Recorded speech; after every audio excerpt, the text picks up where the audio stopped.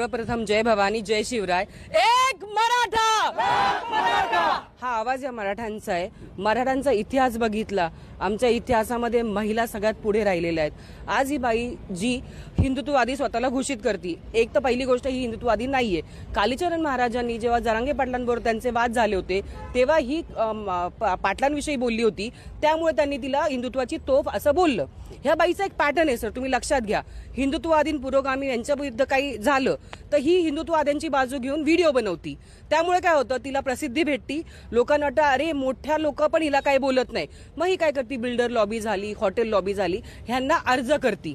हिचं जे income source आहे ना, लोक म्हणतात ती मेंटली रिटायर आहे, मेंटली रिटायर्ड वगैरे नाहीये, खूप स्मार्ट आहे, पैसे कमवण्याचा तिने हा धंदा सुरू केलेला आहे। आमचं म्हणणं काय, बाई आमच्या मराठ्याच्या बायका आहेत ना, तुला तुकडे तुकडे करून सोडून देऊ, फक्त आम्ही न्यायपालिकेला आव्हान करतो की तिला अटक करा। जोपर्यंत तुम्ही अटक नाही ना करत, इथनं आम्ही जाणार नाहीये। पहिली गोष्ट, ती मराठी महिलांवरती नेहमी बोलत असती।